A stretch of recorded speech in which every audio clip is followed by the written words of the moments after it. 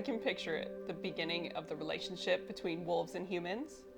You know, wolves would be using their excellent sense of smell, tracking a deer through the forest, and maybe humans are following them, using our sense of sight, looking for tracks in the snow or the mud. And at the last second, we use an arrow to take that kill. Maybe we see how majestic wolves are, you know, their group dynamics, how they have families, and we throw them some food.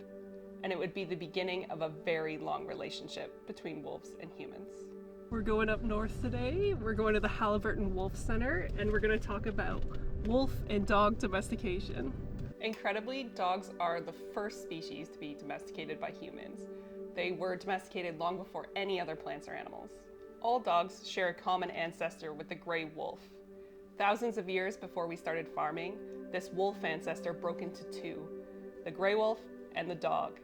And you know, it's so interesting how we almost have the same niche as wolves. We're top predators, but instead of becoming our foe, they became our friend. We're going to talk to Marina, one of the employees there, about what the Wolf Center does, how they teach people about wolves, and how similar they are to dogs. Usually animals that live in the same area and hunt for the same food are occupying the same niche. It puts them in direct competition to one another. Think, you know, cheetahs and lions in the savannah. It's not hard to imagine in early Eurasia, humans and wolves occupying that same niche. And they decided, you know, maybe it's easier to work together. There are a lot of theories on where dogs actually came from. It's a very contentious issue among scientists. We're at the Halliburton Wolf Center today. It's -18, but it's sunny, and we're gonna go meet some wolves.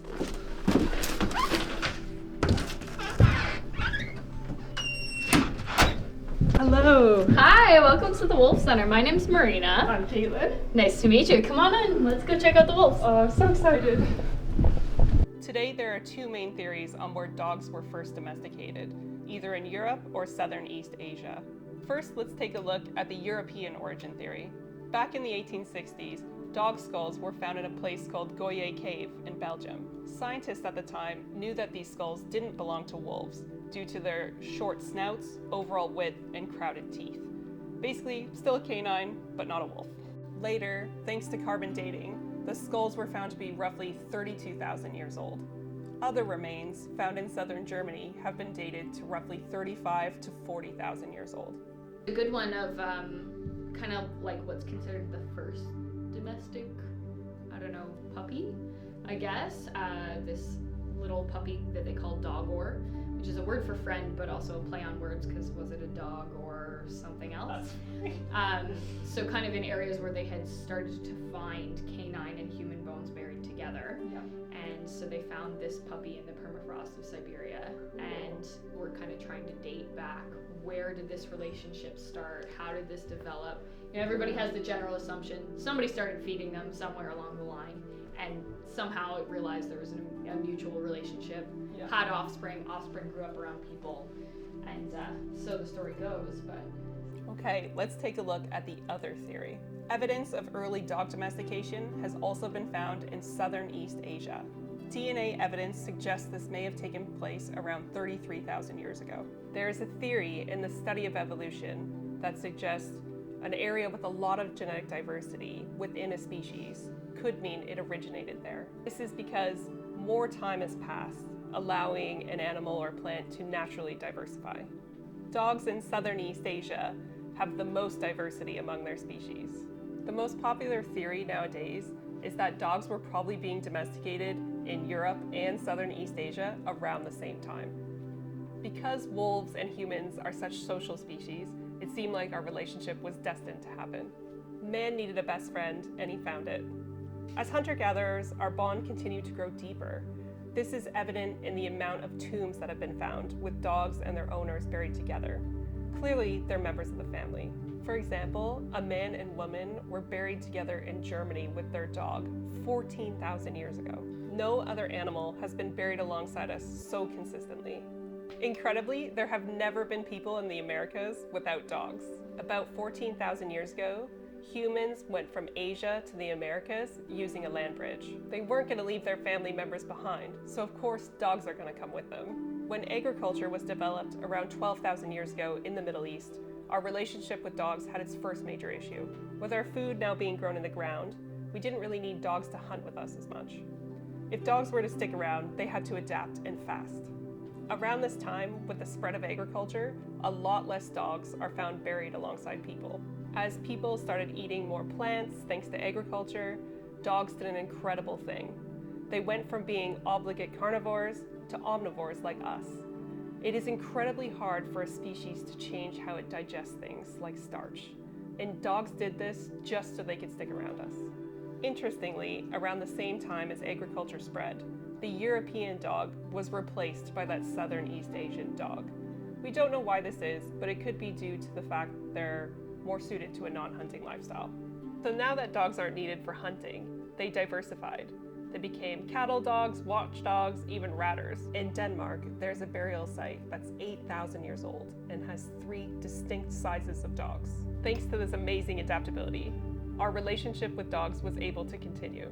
While the next few thousand years saw a lot of change for people, our relationship with dogs didn't change much at all.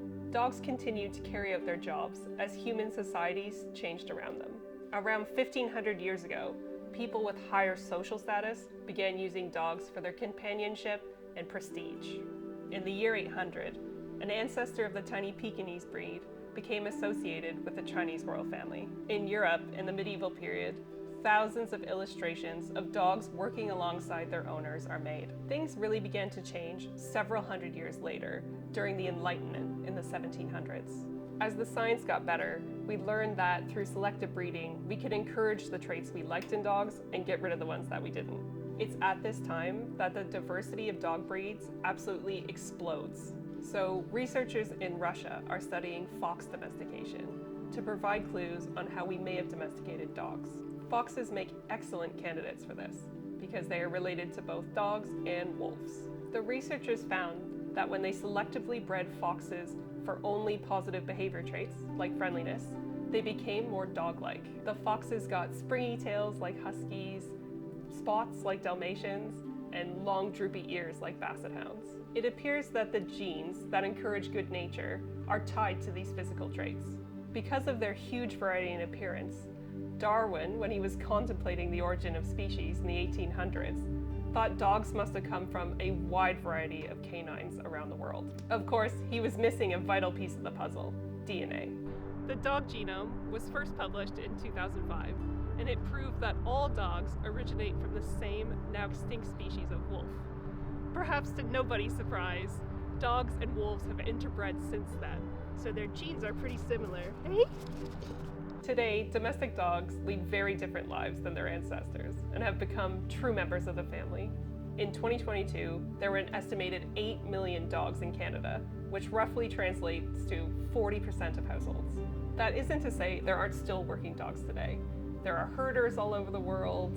There are new employment avenues for dogs, like helping people with anxiety or providing sight for those with visual impairments.